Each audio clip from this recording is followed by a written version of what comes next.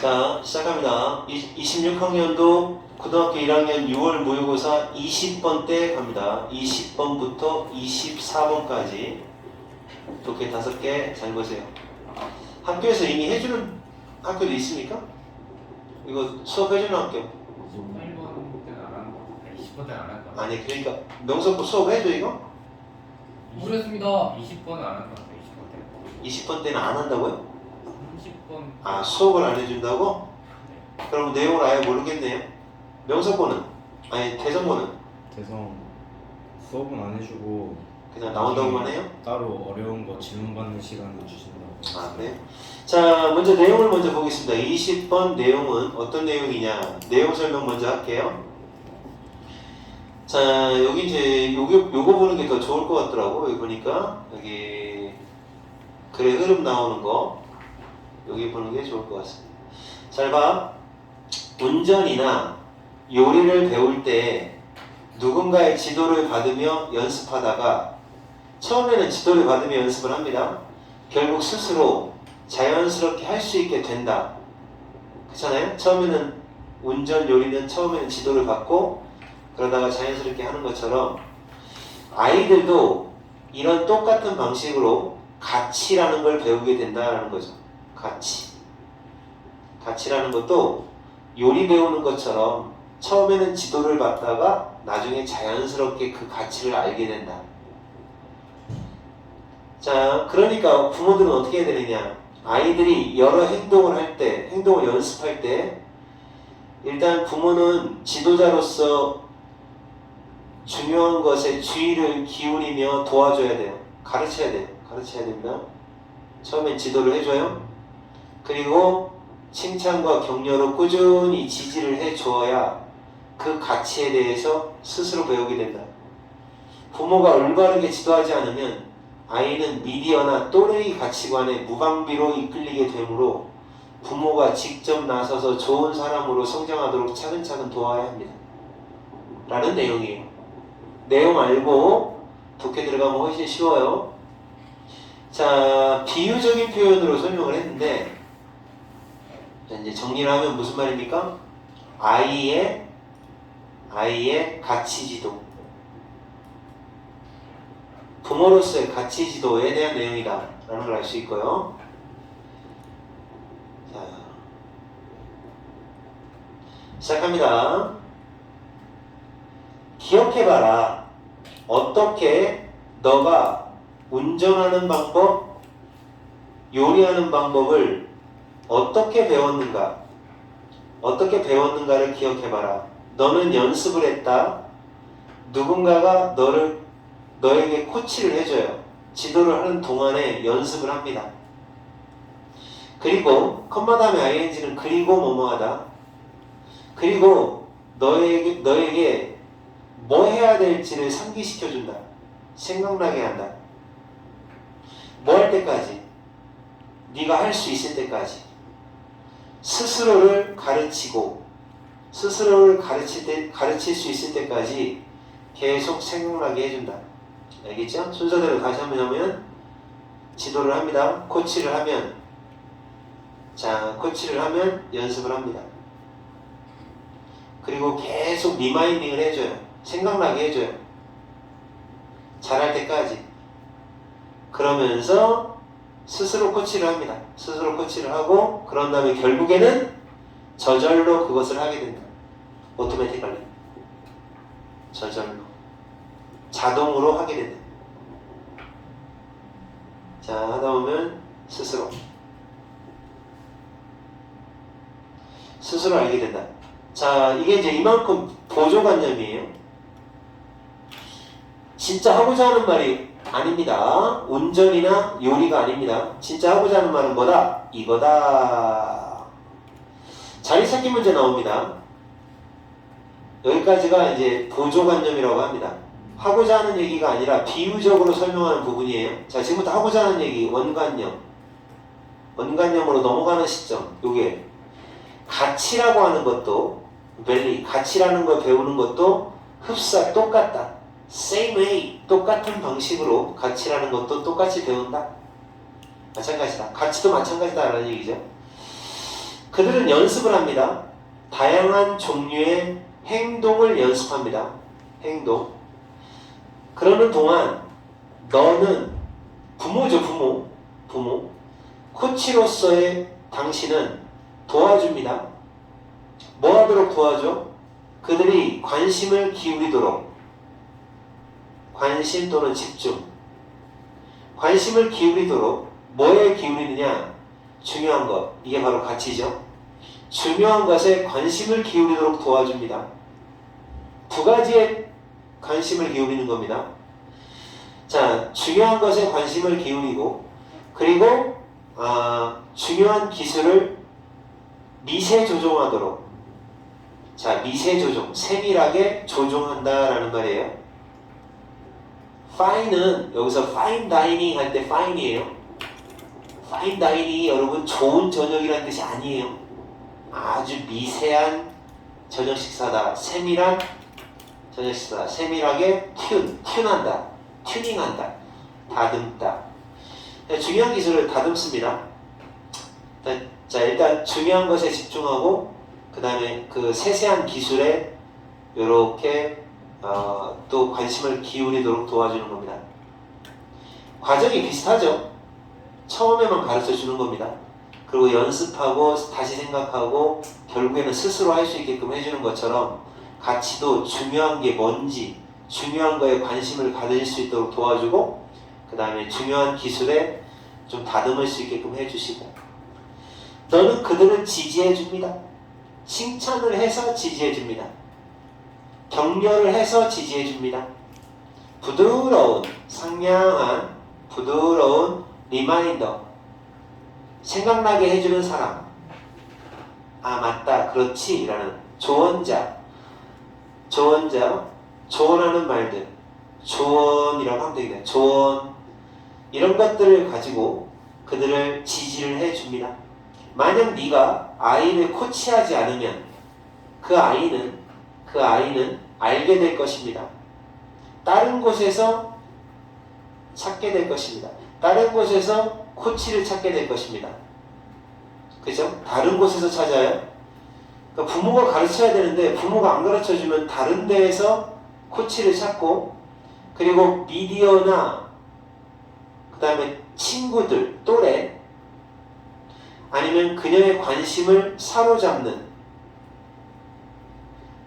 그 밖에 다른 누군가 이런 사람의 가치에 의해서 이끌립니다. 인도당하다. 자, 그런 사람한테 이끌리게 됩니다. 그러니까 네가 안 가르치면 딴 데서 배워갖고 온다는 얘기죠. 아시겠어요? 자, 그러니까 여기는 결국 무슨 얘기냐? 가정교육의 소중함. 이걸 얘기하는 거죠. 그치? 집에서 가르쳐야 되는데 집에서 안 가르쳐주면 누구한테 배운다는 얘기야? 친구한테 배운다는 얘기야. 친구한테 배우니까 제대로 배우겠어? 제대로 배우겠냐고. 그 가치가 친구의 가치잖아. 텔레비전을 보고 배운다는 얘기지. 오케이? 그 인도당한다라는 말은 쉽게 얘기하면 배운다는 얘기예요. 배운다. 이런 사람한테 배운다는 얘기예요. 그렇지? 그래서 집에서 부모가 아이의 어떤 가치관 형성을 위하여 부모가 가르쳐야 되는데 그래서 자 이제 결론 내겠습니다. 그래서 이게 이제 결론이에요. 여기서부터가. 그래서 이렇게 하세요 라는 거죠. 그러니까 어떻게 하라는 거야? 자, 플레이트, 판에 올라서세요. 딛고 올라서세요. 스텝이라는 말이 밟는다라는 얘기죠. 딛고 올라서라. 판에 올라서라. 이게 무슨 말이에요? 판에 올라서라? 그러니까 네가 가르쳐라 이런 말이죠. 네가 가르쳐라. 판에 올라서라. 두려워하지 마라. Don't be afraid. 두려워하지 말고 도와줘라. 준사역 동사, 목적어, 동사 원형입니다. to 써도 됩니다. help는 원래 준사역 동사라서 목적어 다음에 동사 원형을 써도 맞고 to를 써도 맞습니다. ing는 안 됩니다. 자, 그래서 아이가 배우도록 도와줘라. 누가? 네가. 명령문이죠? 좋은 사람이 되는 방법을 하나씩 스텝 바이 스텝 하나씩 차근차근 네가 도와줘라. 알겠습니까? 자, 가정교육의 소중함, 가정교육의 필요성, 뭐 이런 겁니다. 아시겠죠? 어렵지 않죠? 아이의 가치지도, 가정교육의 소중함. 가정교육이라고 안 하고 부모교육이라고 해도 돼요. 어차피 부모교육이 가정교육 아니냐? 근데 지금 부모라는 말은 쓰지는 않았어요. 할아버지 할머니일 수도 있어요. 네가 가르치라고 했는데, 자, 이런 내용입니다. 별로 어렵지 않죠? 내가 볼 때 이거 제일 좋은 건 이건데, 요거 보조관념에서 원관념으로 넘어가는 이 시점, 얘가 딱 좋아요. 딱 좋습니다. 3번 문장 기억하세요. 3번 문장 기억하세요. 자, 그 다음 넘어가겠습니다. 그 다음 독해는 21번 독해. 이제 함축초론인데 조금 어려울 수 있습니다. 함축초론. 현우 이해됐어? 네. 자, 21번 좀 어려운 독해인데 내용 먼저 볼까요? 역을 보자. 너무 복잡하다. 자, 진리와 지식을 추구할 때, 이거 쉬운 말로 뭐야? 진리와 지식을 추구할 때를 뭐라고 그래? 공부할 때. 이런 얘기죠? 너네도 공부가 맨날 진리와 지식을 추구하는 거잖아. 객관적인 사실로 신념을 형성하는 것이, 객관적인 게 중요한 거예요. 이걸 갖다가 자기 주관적으로 하지 말고 신념을 형성하는 것이 과학자의 이상적인 방식이야. 이게 좋아요.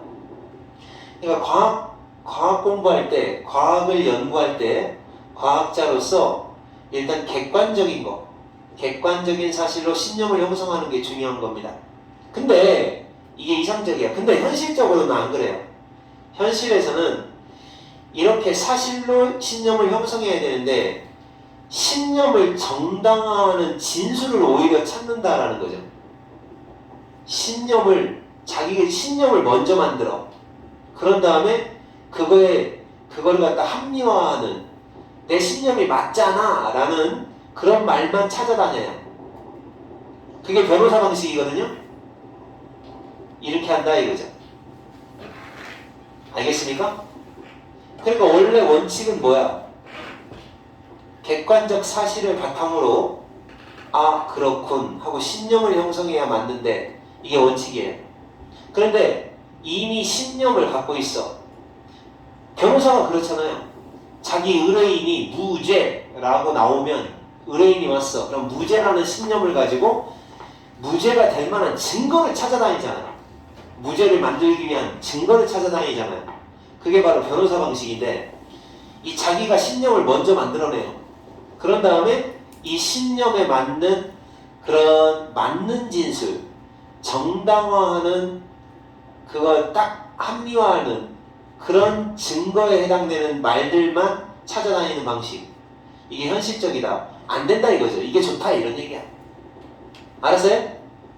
이렇게 얘기하는 겁니다. 어렵지 않겠네요? 똑같은 내용일 것 같으니까. 자, 독해 내용 들어갑니다. 잘 봐. 현우, 멍 때리지 마. 현우야 졸릴 때는 필기를 해.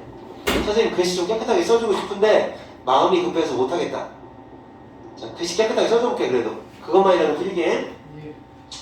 자, 끊고 사실과, 여기서 진리라고 했는데 진리와 지식의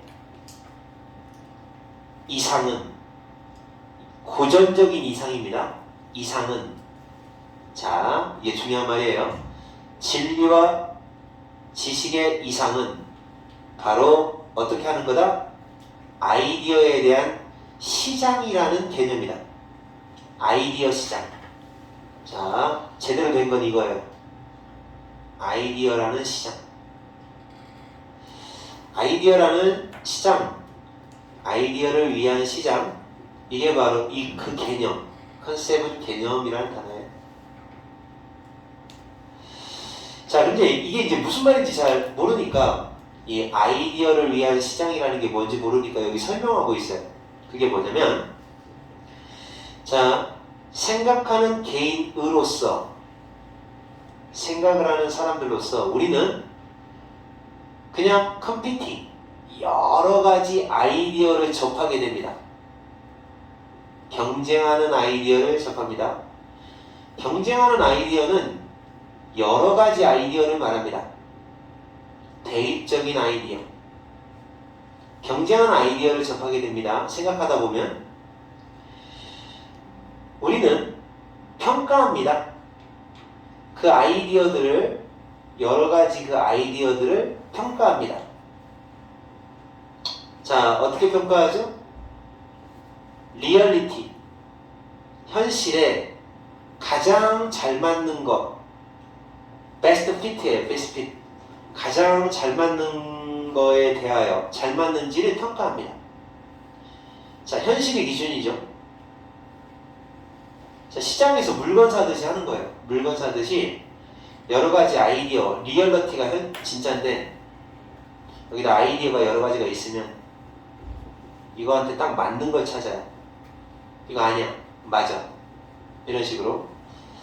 그런 다음에 가장 제대로 된, 가장 좋은, 가장 브라이티스트, 뛰어난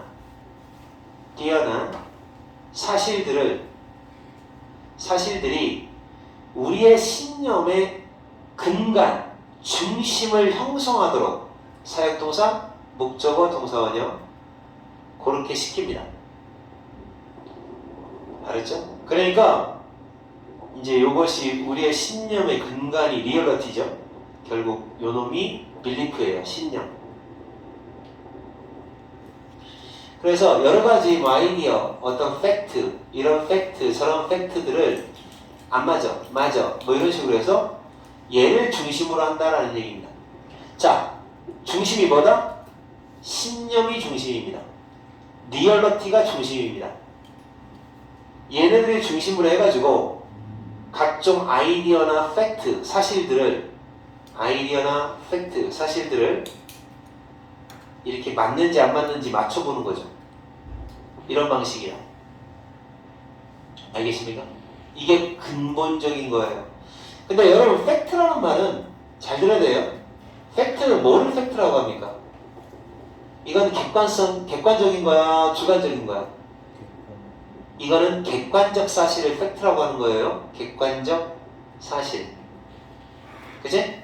아유, 저 선생님은 팩폭 겁나게 해. 이런 말 들어봤어요? 팩트 폭행이라는 게 뭐예요? 객관적인 사실을 그대로 막 다 말해버리는 경우를 팩폭이라고 하잖아. 팩트라고 하는 게 원래 객관성이야. 객관적 사실을 말하는 거예요. 그래서 뭐가 기준이냐? 우리의 믿음, 현실, 실제, 얘가 믿음이고, 이런 객관적인 팩트나 아이디어들이 맞는지 안 맞는지 경쟁하는 여러 가지 아이디어 중에서 딱 옳은 것만 고르게 해준다라는 거죠. 이게 이상적인 상황이다. 적어도 이론적으로는 그렇게 하는 것이 과학자의 방법이다. 최소한 그렇게 해야 돼. 그게 이상적인 거야. 알았어? 되든 안 되든. 자, 그러나 현실로는 안 그래요.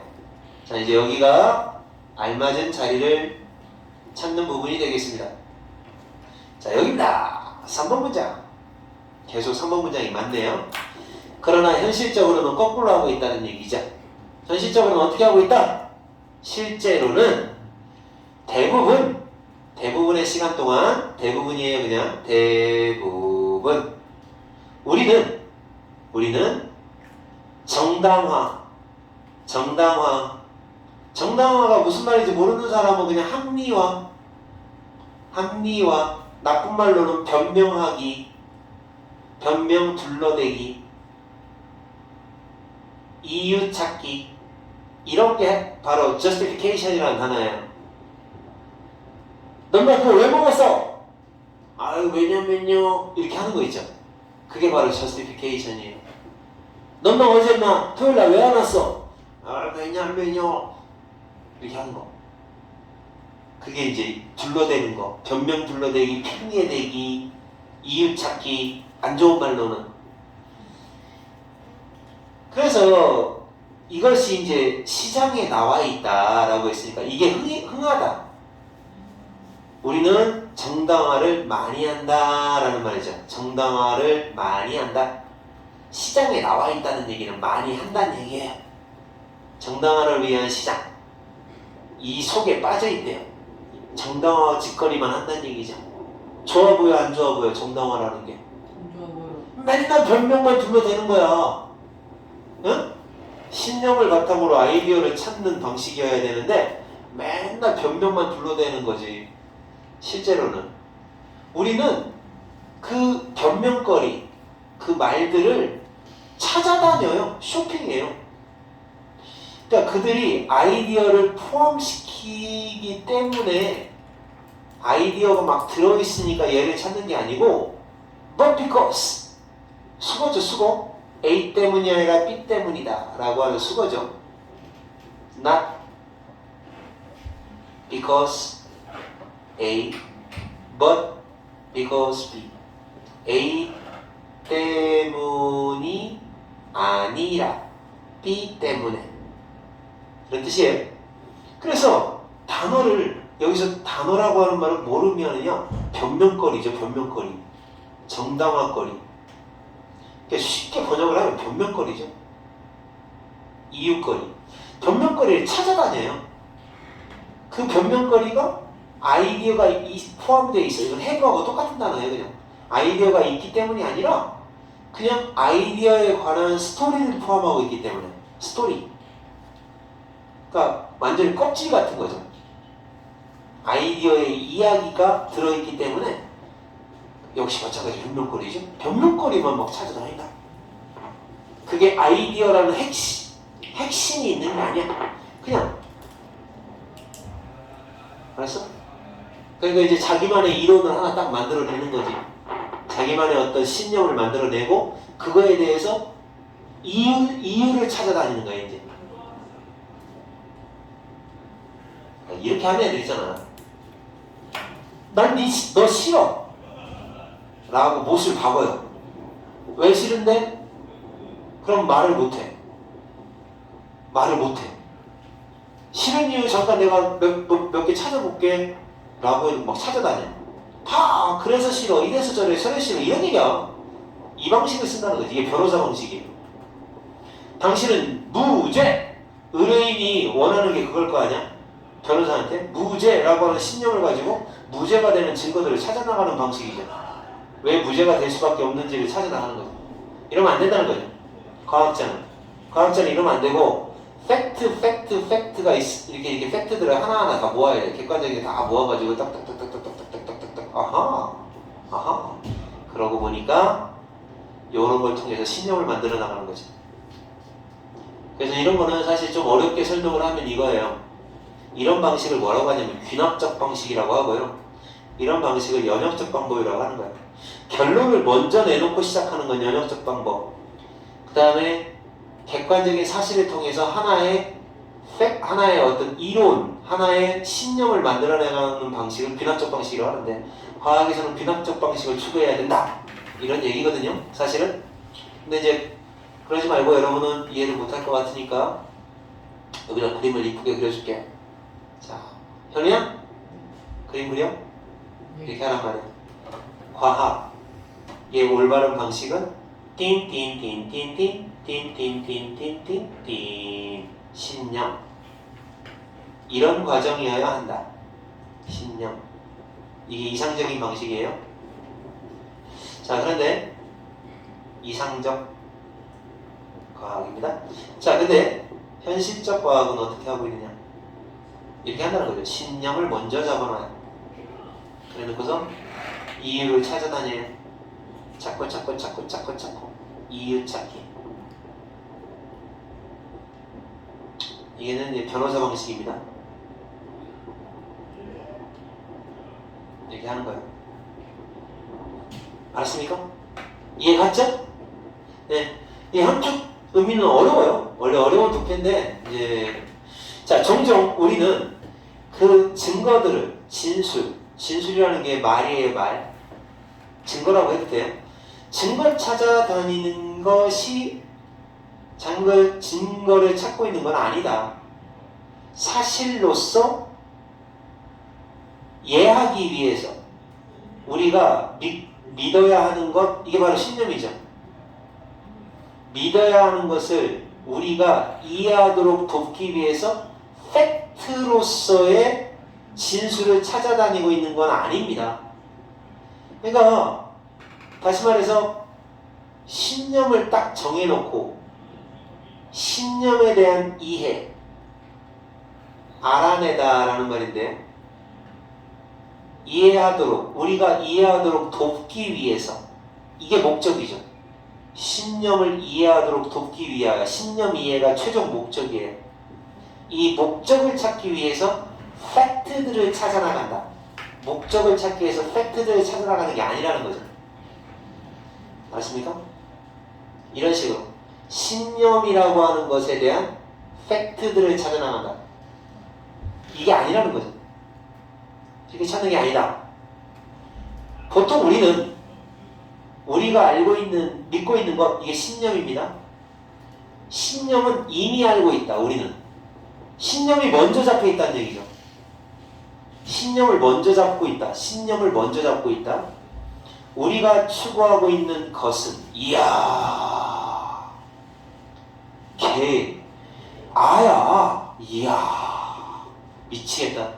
이거 복수 취급했다는 얘기야. 그치? 이지를 써야 되잖아, 보통. 우리가 추구하는 것은 그 증거들만 찾고 있다는 얘기죠. 증거들만 찾는다. 그런 신념을 정당화하기 위한 이유를 둘러대다. 이렇게 하면 돼. 정당화가 어려우면.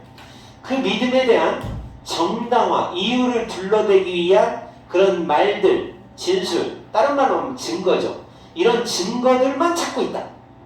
근데 이거 어법 나오면 쩐다. 이거 안 지켰어요?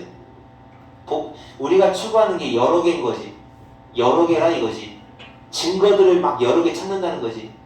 신념 하나 딱 잡아놓고 증거를 하나씩 이렇게 찾아 나간다는 거야. 이 짓거리 하면 안 된다고 그랬잖아.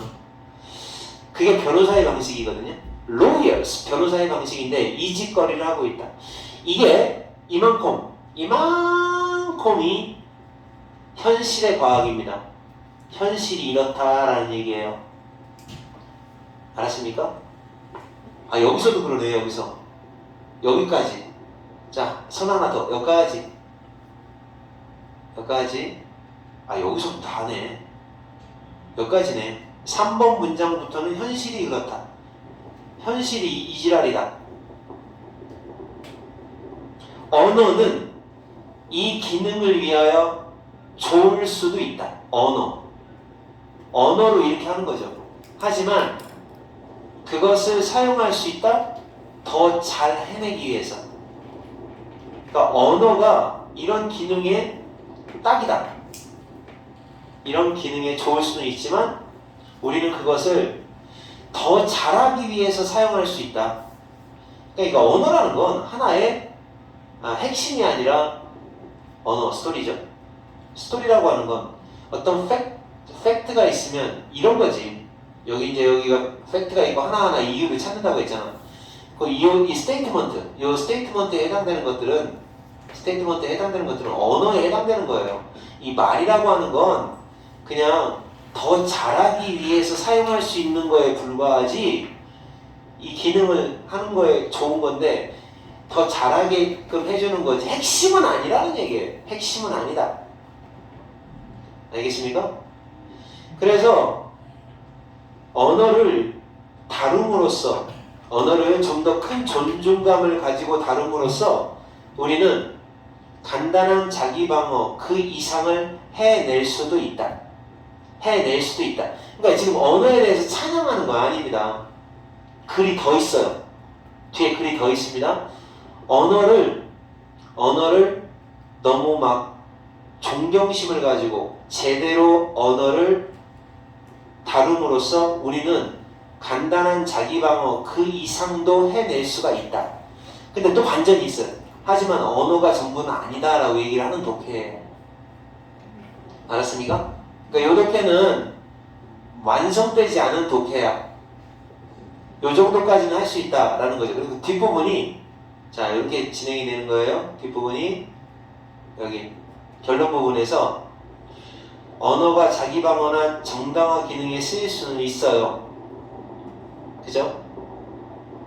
우리가 언어를 더 큰 존중으로 대한다면 단순한 방어를 넘어 더 나은 것을 듣다. 이 말은 안 나와 있어요. 여기까지 여기는 안 나와 있어요. 이 본문에는. 이 사람이 이 부분을 그냥 그 뒷글까지 생각해서 얘기한 거예요. 그러니까 여기서 이제 그럼 뭐 언어가 좋은 거야? 라고 생각할 수 있는데 좋은 거 아닙니다. 언어는 그냥 껍데기예요. 껍데기. 자 그래서 요 독해에서 지금 여러분 요거 조금 어려운 독해니까 단순화 하셔야 돼요. 어떻게 단순화하느냐? 자 이렇게 단순화하는 거예요. 자 봐봐. 지금 표시하는 것들이 있어요. 표시하는 것들이 전부 다 껍데기에 해당되는 것들입니다. 알맹이가 아닙니다. 자, 이 색깔로 하자. 자, 이런 거. 정당화. 껍데기예요, 껍데기. was. 다 변명거리 껍데기예요. 아이디어는 좋은 거예요. 스토리. 다 껍데기입니다. 이런 거 껍데기. 아시겠어요? 다 껍데기예요. 껍데기. 언어도 껍데기예요. 알았습니까? 언어 껍데기예요. 언어는 그냥 조금 더 잘할 수 있게끔. 이것도 안 좋은 거예요. 간단한 자기 방어. 이런 거 다 껍데기. 자, 그런데 이런 거를 추구하면 안 돼요. 자, 그럼 뭐를 추구해야 되느냐? 이 사람이 얘기하고 있는 건 뭐를 추구해야 되느냐?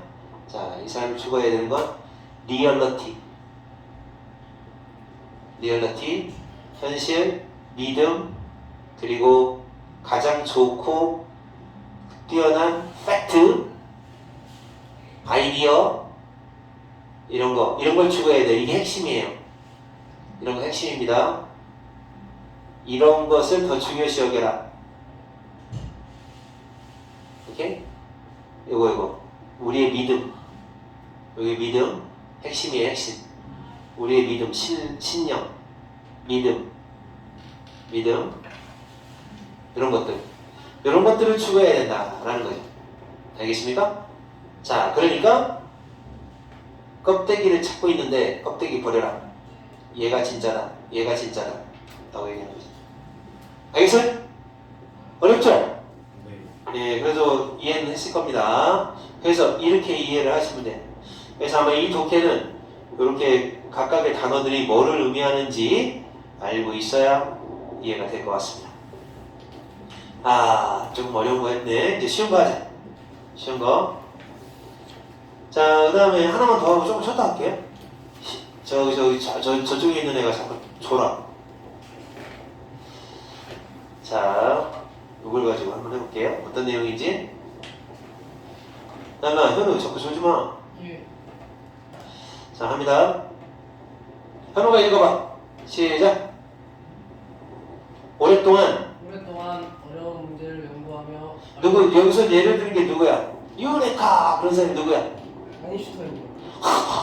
목욕탕 가가지고 빨간벗은 상태에서 유레카 하면 뛰어나오는 사람 있잖아. 뉴턴? 부력의 원리를 발견한 사람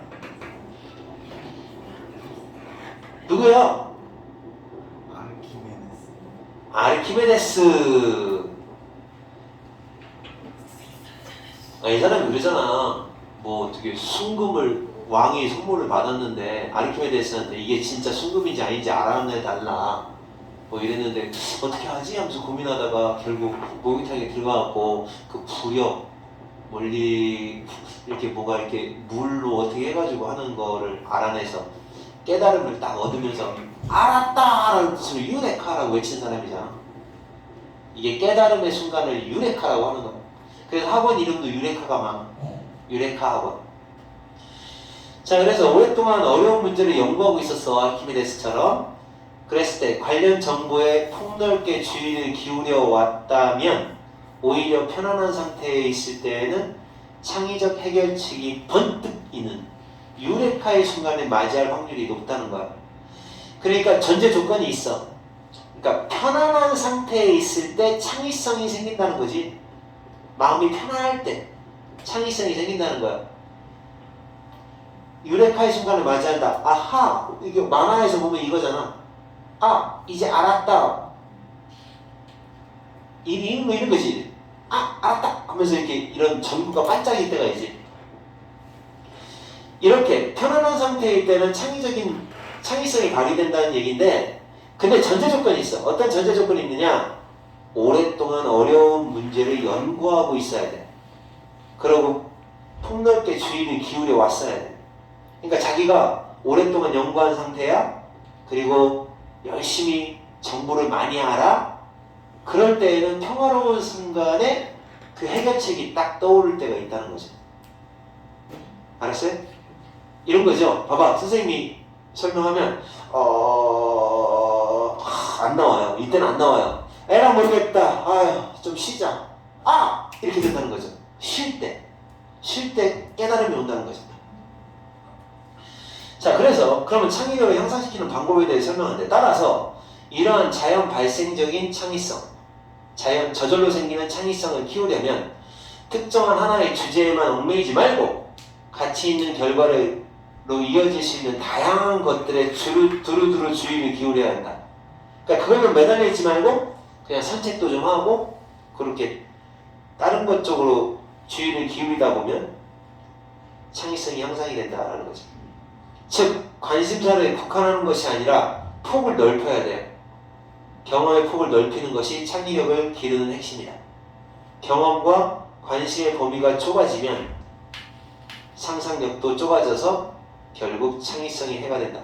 핵심은 그겁니다. 창의성은 어떻게 해야 된다? 창의성은 기르려면 폭넓은 경험, 얘가 중요하다. 얘가 있어야 된다라고 얘기하는 독해예요.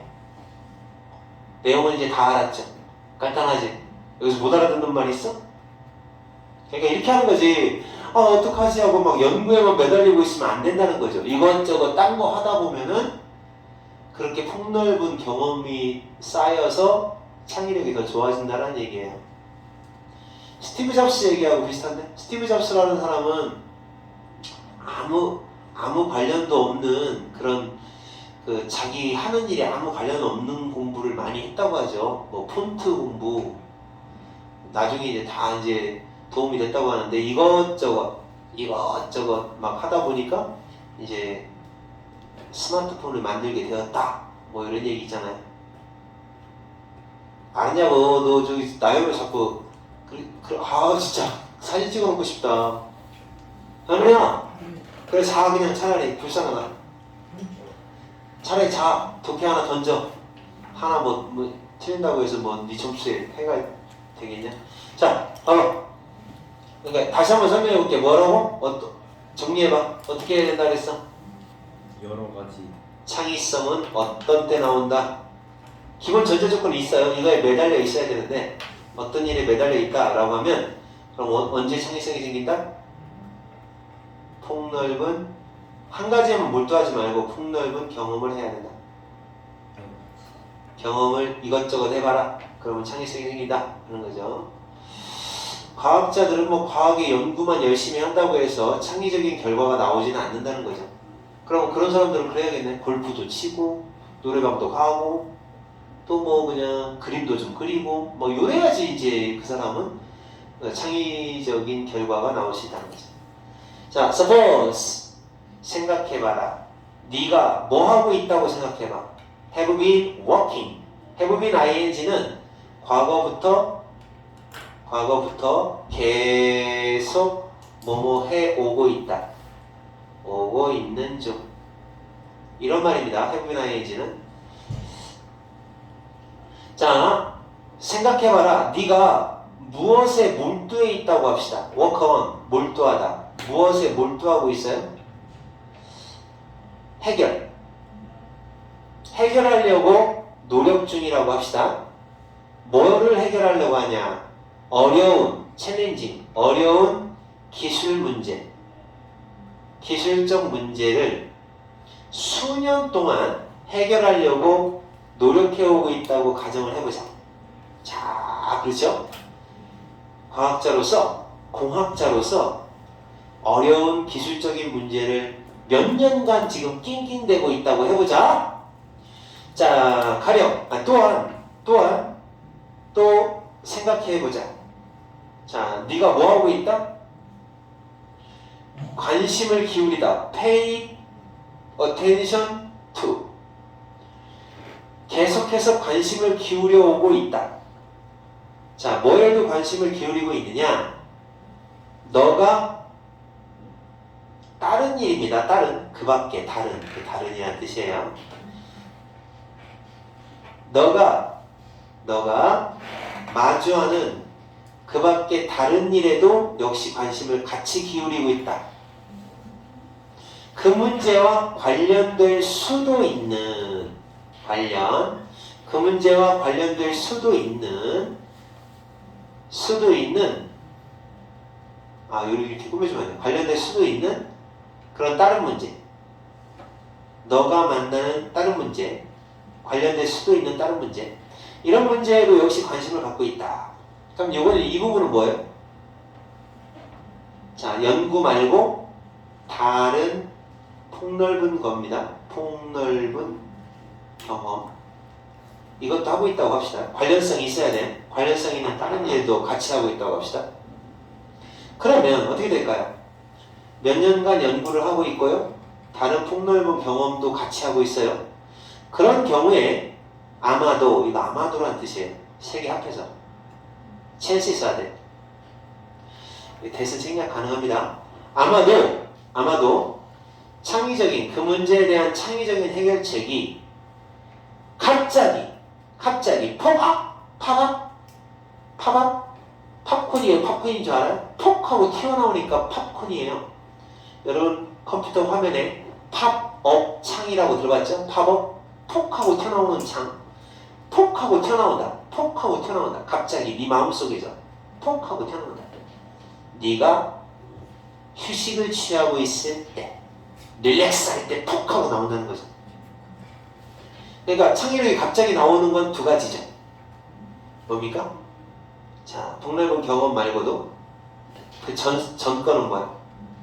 먼저 기술적인 문제 연구를 해야죠.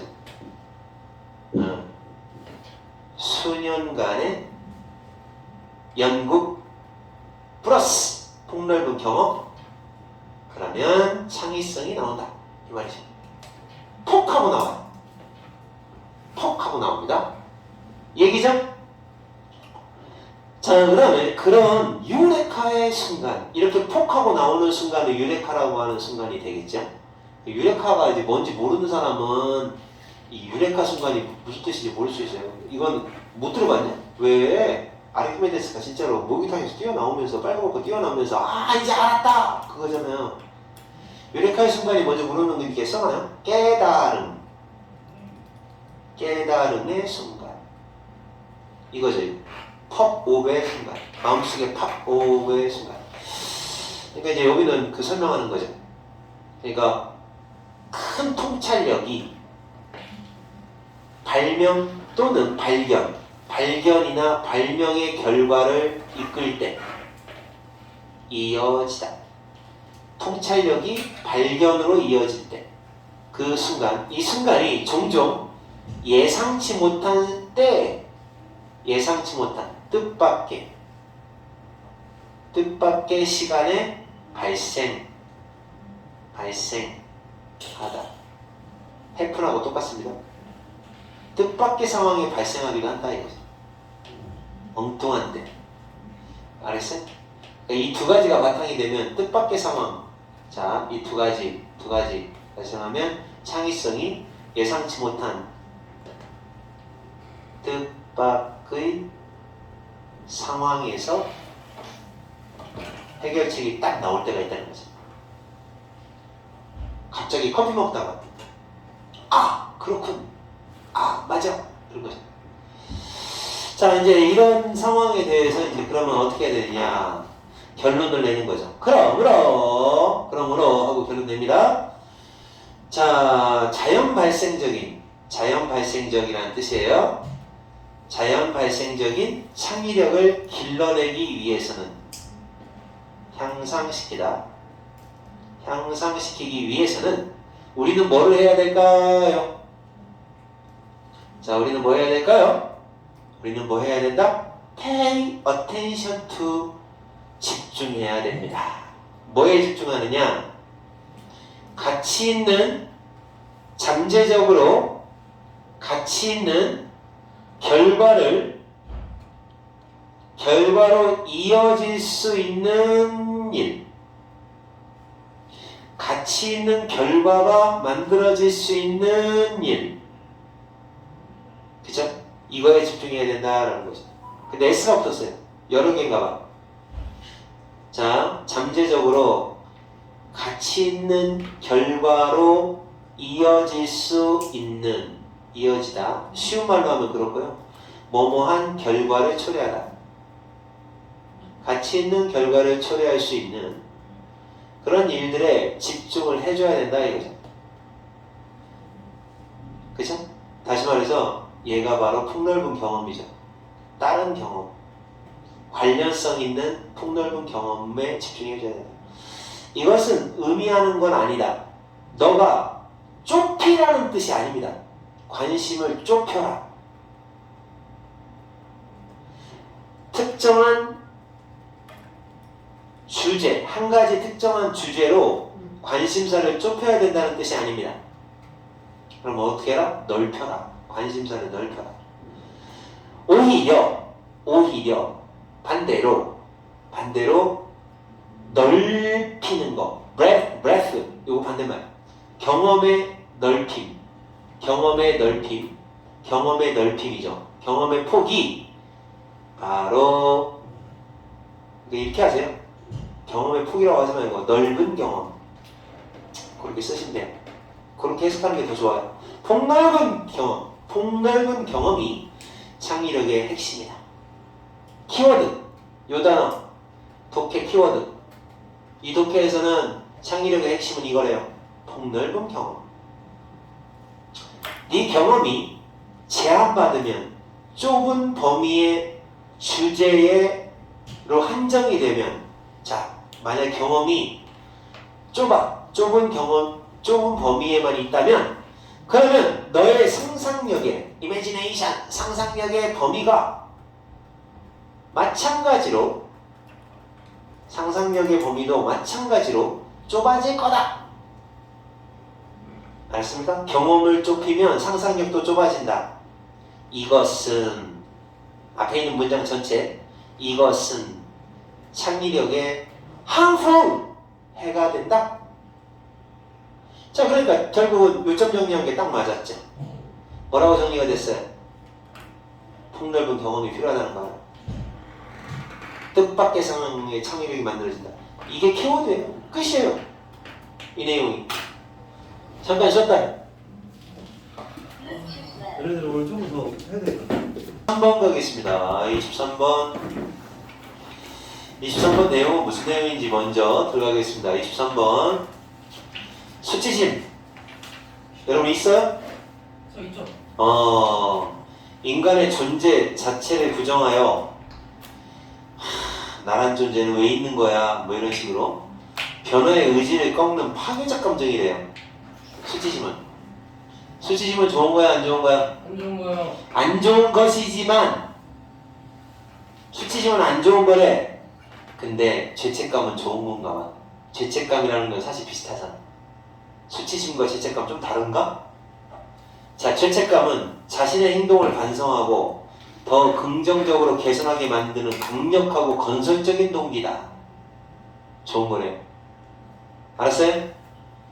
죄책감? 하긴 뭐 죄책감은 좋은 거죠. 뭐가 잘못하면 아이고 잘못했네 라는 생각이 들고, 그러니까 수치심은 독해, 수치심과 죄책감의 차이입니다. 이걸 갖다가 서로 비교, 대조 방식으로 설명하고 있어요. 이거 안 좋아. 이거 죄책감. 갑이라고 썼어. 이거는 좋은 거래요. 이렇게 얘기하는 간단한 독해입니다.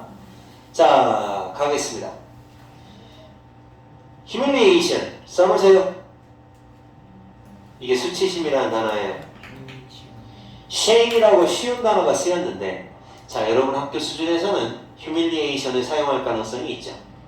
수치심은 우리가 누구인가, 우리의 본질이죠. 본질. 우리의 본질에 관한 것이고, 자, 그런데 죄책감은 어때요? 죄책감은 행동에 관한 것이다. 죄책감은 행동에 관한 것이다. 이야, 그러니까 이거는 뭐야? 수치심은 못 고쳐요. 못 고쳐. 고칠 수가 없어요. 우리의 본질을 기분 나쁘게 하는 거고, 행동에 대해서 좀 잘못했네 라는 게 죄책감이라는 거예요. 이거 고칠 수 있죠? 네. 그렇겠지? 너네들 수치심 들 때 있지, 솔직히. 네. 언제 수치심을... 현우야, 예. 너 영어 저번에 20점만 했지? 예. 너 그럼 수치심이 드냐, 죄책감이 드냐? 죄책감. 그건 네가 공부를 안 했다라는 어떤 행동에 대한 반성이지. 네. 그러니까 기분 많이 안 나고. 근데 수치심은 어때? 야, 너 겁나 못생겼다. 이런 얘기 들으면 못 고치잖아. 이거는 행동이 문제가 아니잖아. 이건 예. 우리 자체의 본질을 지금 이야기하는 거잖아. 예. 그럼 수치심을 느끼는 거지. 그러면 친구한테는 뭐라고 해야 돼? 절대로 그 사람의 본질을 건들면 안 되는 거야.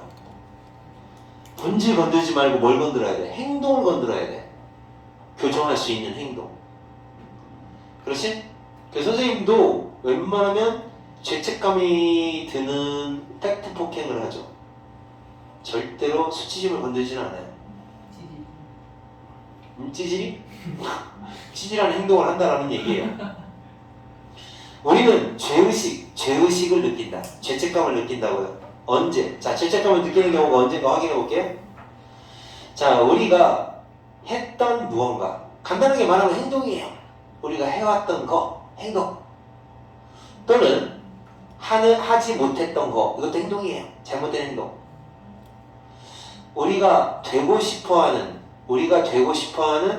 그런 종류의 사람, 되고자 하는 그런 유형의 사람과 비교해서 되고 싶은 사람과 비교를 해봤을 때 못한 거 둘입니다. 전부 다 둘이에요. 그러니까 행동이죠. 이거를 갖다가 홀드업 할 때, 이거를 뭐 할 때, 되고자 했는데 그러니까 이미 했거나 하지 못했던 그런 무언가를 홀드업 할 때, 이제 여기서는 이제 견준다 뭐 이렇게 번역을 해야 될 것 같아. 견줄 때, 그거하고 그 무언가에 대해서 말을 할 때 죄책감을 느낀다 하는 거죠. 오케이? 견주다. 이거 좀 너무 어려운데. 견주다. 알았어요? 견줄 때. 비교한다고 그냥 번역할게. 비교할 때, 자, 그때 죄책감을 느끼는 겁니다. 그러니까 다시 말해, 죄책감은 결국 행동에 관한 거다라는 얘기죠. 자, 그러면 선생님 같으면 요거 빈칸 문제 냅니다. 자, 죄책감은 무엇과 관련 있느냐? 행동과 관련 있습니다. 오케이? What you do. 네가 한 일. What we do. 우리가 한 일. 자, 그것은 그냥 불편합니다. 불편한 감정이에요. 자, 근데 도움이 되는 감정이에요. 여기서 원이 의미하는 건 feeling입니다. feeling. 자, 불편하긴 한데 죄책감이라는 건 도움이 된다고 합니다. 우리가 사과를 해요. 자, 우리가 했던 무언가, 행동이죠. 자, 행동을 사과할 때, 자, 사과할 때 몇 가지가 나오는 거야? 띵띵띵, 세 가지가 나오네. 잠깐만요. 하나, 둘, 셋. 이 세 가지를 할 때, 동사원형. 우리가 했던 걸 사과할 때, 그리고 다른 사람한테 보상을 해줄 때, 사과하거나 그 잘못에 대한 보상을 하거나 또는 우리가 기분이 안 좋았던 행동을 바꿀 때, 교정을 할 때, 그러면 좋은 거죠? 사과한다. 잘하는 거죠. 다른 사람한테 보상을 해준다. 잘하는 거죠. 그리고 우리가 기분이 안 좋았던 그 행동을 이제는 바꿔요. 교정합니다. 잘하는 거죠. 그럴 때에는 죄책감은 종종, 이거 필요 없어요. 종종 바로 동기의 요인이 되는 것이다. 동기 요인이라는 말은 뭐냐? 행동을 하게 만드는 요소 이렇게 됩니다. 바로 모티베이터가 된다. 그 행동을 하게 만드는 요소, 동인이라고 해요. 동인. 죄책감이 바로 행동의 시발점이다. 행동의 촉진제다. 행동을 일으키는 방아쇠다. 이렇게 되는 거죠. 죄책감이라는 건 좋은 거죠. 공부를 잘하려면 죄책감부터 시작을 해야 돼. 아씨, 내가 20점 맞았어. 내가 너무 했는 것 같아. 아, 진짜 좀 미안한데 엄마한테 좀 미안하다. 아이씨, 이런 생각이 들어야 공부하는 거죠. 맞잖아. 네, 아니냐? 맞습니다. 너무 심하다라고 여겨가지고 공부를 하게 되는 거죠. 죄의식은, 이런 죄책감은 그만큼 똑같이 강력하다. 죄책감도 강력하고 수치심도 강력해요. 커. 하지만 그 결과는 종종 좋아요. 그것이 의미하는 건 죄책감입니다. 죄책감의 결과는 좋아요. 파지티브, 긍정적이에요.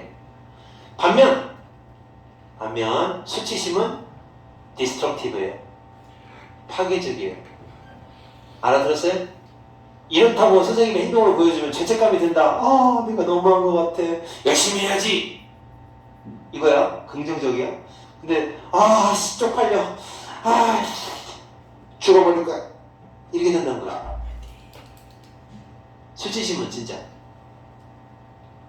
그래서 친구들 중에서도 정말 놀기 싫은 친구는, 수치심을 주는 친구는 정말 놀기 싫을 거예요. 근데 죄책감을 주는 친구는 그래도 기분은 나쁘지만 약간 그래 공부해야지 이런 생각이 드는 거죠. 선생님은 죄책감을 주는 선생님입니까? 수치심을 주는 선생님입니까? 수치심이요. 왜? 네가 못생겼다고는 안 하잖아. 찌질이. 찌질이? 야, 찌질이는 공부를 열심히 안 하는 친구들을 찌질이라고 하는 거야. 찜따, 찌질이, 쓰레기 이런 애들은. 알았어? 개새끼. 어? 개새끼. 구체적이지 않잖아. 원래 구체적으로 꼭 집어서 너는 왜 애가 이렇게 키가 작냐? 이래버리면 수치심 느껴. 나는 절대로 그런 건 안 해. 선생님 키 몇이에요? 2m 안 돼. 그러니까 그거 있잖아. 고치지 못할 거를 건드려버리면 안 되는 거야. 고칠 수 있는 건 건드려도 돼. 선생님으로서. 자, 우리가 지각동사, 목적어, 동사 원형이야. 지각동사 다음에 목적어 다음에 동사 원형 쓰는 거 알지? 1번, 2번, 3번. 3개나 나왔어. 사람들이 뭐 하는 거 이 세 가지를 하는 걸 보게 되면 이렇게 되겠죠. 첫째, 사과해? 좋은 거죠. 사과한다. 보상한다? 좋은 거죠. 또는 부정적인 행동을 긍정적인 행동으로 바꾼다. replace, 대체하다. 대체한다는 말은 바꾼다는 뜻이에요. 안 좋은 행동을 좋은 행동으로 바꾼다.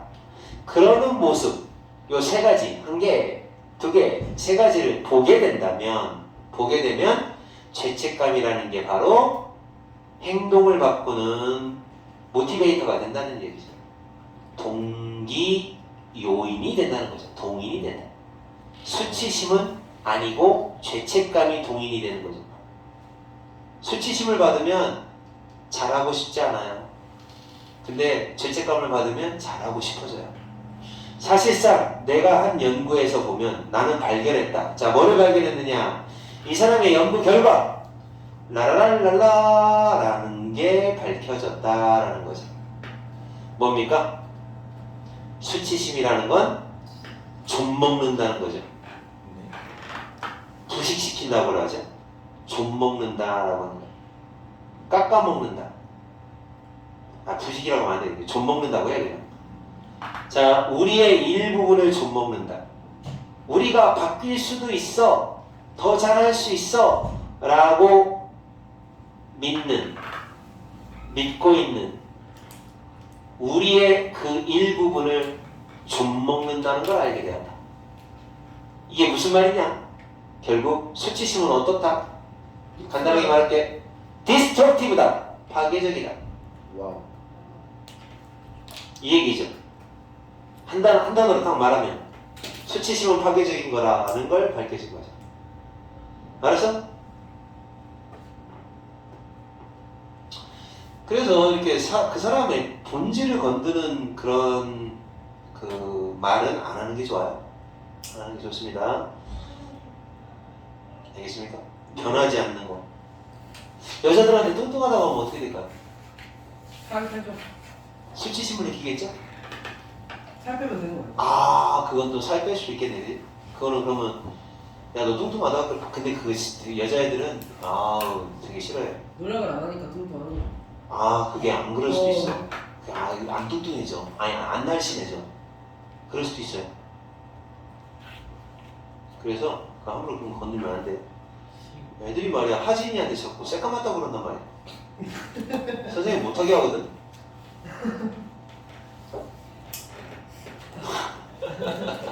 근데 걔는 자존감이 워낙 높아갖고 대수롭지 않게 생각해. 멋있는 놈이야. 네. 누가 뭐라든 자존감이 크니까. 자, 그 다음에 이제 근데 박시우는 근데 자존감이 안 좋아갖고 박시우한테 돼지 새끼야 그러면 싫어할 것 같아. 바로 삐져요. 자, 이제 그 다음에 24번은 무슨 얘기냐? 소셜미디어, SNS 알죠? 이거 봐라. 너네들 소셜미디어를 스크롤하지 맨날. 스크롤이라는 게 이게 스크롤이에요. 이렇게 하는 게 스크롤이에요. 알았어? 이거 할 때 여러분 뇌에서 도파민이 급증합니다. 쾌락을 경험한대. 알았어요? 쾌락이 막 도파민이 터져요.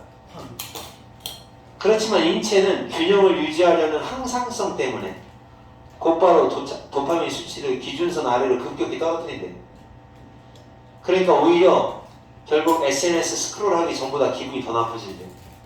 그러니까 니네가 SNS를 막 훑어보잖아요? 그럼 도파민이 막 상승합니다. 상승하는데 인체는 항상성이 있어서 다시 떨어뜨리려고 하는 마음이 있어요. 딱 떨어뜨린대. 근데 떨어지는 게 이 수준 비슷하게 떨어져야 되는데 뚝 떨어진대.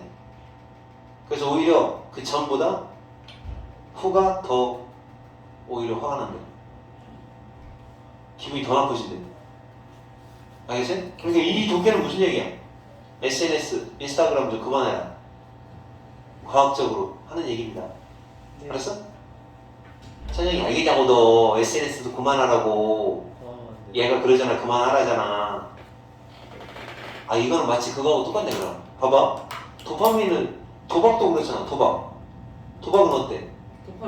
도파민 팍팍팍 올라가잖아. 만약에 그 도박해가지고 이기면. 근데 인체는 항상성이 있으니까 뚝 떨어뜨린다고. 더 많이 떨어뜨릴 것 같아. 그럼 또 해. 또 떨어져. 또 해. 또 떨어져. 그래서 결국은 도파민을 추구하는 것 자체가 안 좋아요. 무조건. 약물. 그렇죠. 마약 같은 경우는 그 어떤 거보다 가장 큰 도파민을 준다고 합니다. 그냥 도박이니 섹스니 술이니 이런 것들보다 더 크대. 왜 인마? 섹스도 인마 도파민을 뿜뿜뿜 주는 거잖아. 왜 이렇게 좋아해? 자, 근데 그 웃긴 게 있어. 내가 그거 한번 봤거든요, 유튜브에서. 남자의 오르가즘보다 여자의 오르가즘이 도파민을 더 많이 뿜어낸대. 순서가 다르대요. 오. 쌤 그런 거 찾아봐요. 아니 이제 도파민 순서가 나오더라고. 여자가 그러니까 남자보다 더 큰 쾌락을 얻는 거야. 사실은 이것들이 말이야. 성교까지.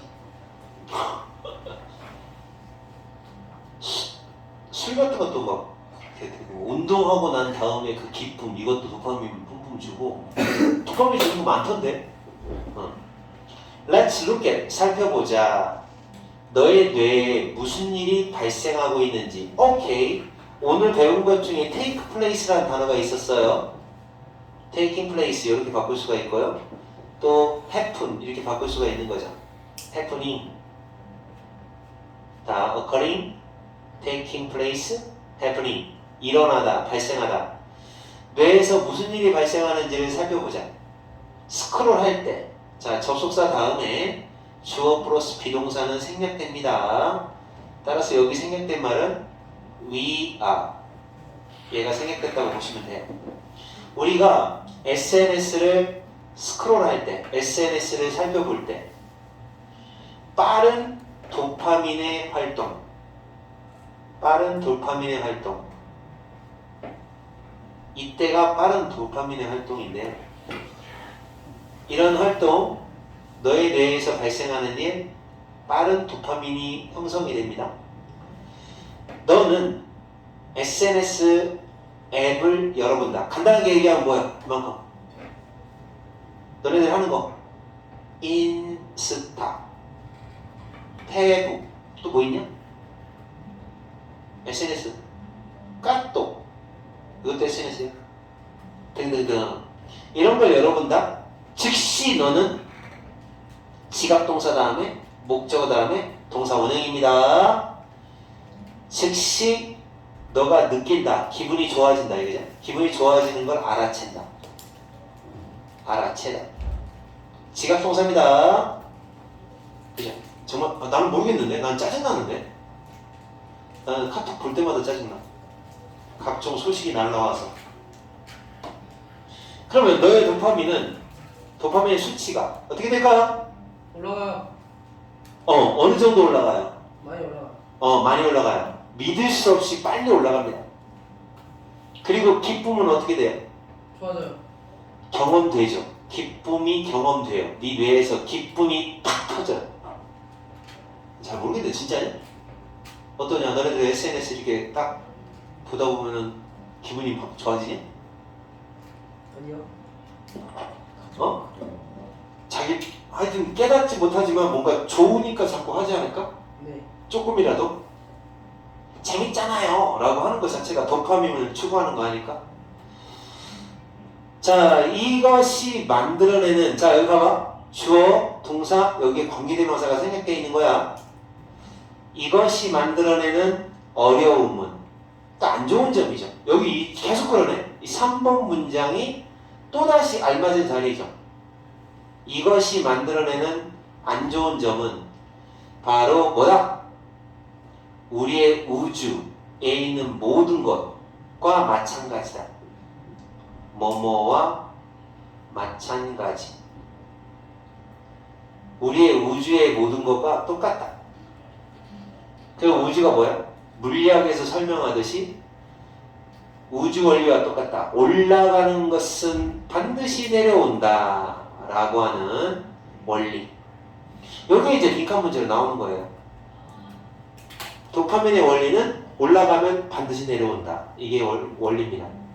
우주의 원리 법칙, 물리학의 법칙 하고 똑같다는 거죠. 우주의 모든 것과 마찬가지로 여기서의 어려움은 올라가는 게 있으면 반드시 내려가기 마련이다. 어떤 녀석이 한번 그런 적이 있어요. 너 왜 뭐 열심히 공부 안 해? 그랬더니 성적 올리면 뭐예요? 결국 또 떨어질 건데요. 이러더라고. 경력적인. 아주 철학적이죠. 걔는. 어차피 제자리로 올 거니까 저는 안 할게요. 그래도 이번 한 번만 올려봐. 뭐 어차피 뭐 계속 공부하지 않는다면 어차피 떨어질 건데요. 저는 꾸준히 끝까지 계속해서 할 자신 없으니까 지금 안 할게요. 그런 애들이 있어요. 올라가는 건 반드시 내려온다 라는 거죠. 너의 뇌와 몸은 항상 뭐를 추구한다? 도파민. 뭐라고 불리워지는 걸 추구한다. 이건데? 이건데? 이게 도파민이요? 이게 뭐예요? 항상성. 그쵸? 호메오스테이시스. 항상성. 항상 똑같이 유지하려는 마음. 단지 균형을 의미하는 항상성이라고 불리워지는 것을 몸이 추구한대요. 늘 똑같이 가려고 해요. 제자리로 오고 싶어 해요. 이것을 명심하고 머릿속에 넣는 거예요.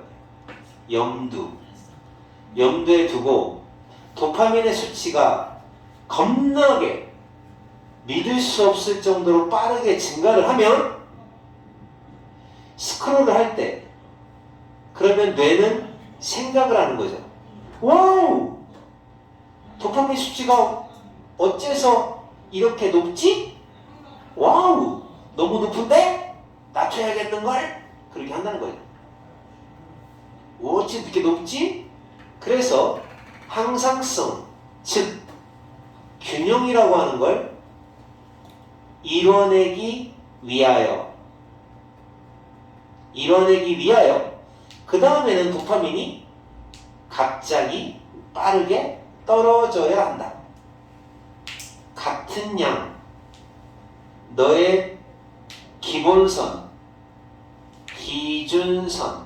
기준선 아래로 똑같은 양을 떨군다. 기준선 아래로 똑같은 양을 떨궈야 한다. 균형을 유지하려면 다시 균형을 잡기 위해서는 이만큼 올라갔으면 이만큼보다 더 내려가게끔 지금 내린대요. 더 내린대요. 이만큼 올라갔으면 이만큼 내리는 거 아니라 더 내려간대요. 밀로우. 그리고 컴마 다음에 ing는 그리고라고 하시면 돼요. 그리고 너를 지각 사역동사 목적어 동사 아니야? 훨씬 더 기분 나쁘게 한다. 배드의 비교급. 너가 SNS를 스크롤하기 전보다 훨씬 더 기분 나쁘게 만들어버린다. 쉽죠? 네. 네. 지금 이거 녹화 지금 다시 켰지? 또? 네. 다행이다. 여기까지 하겠습니다.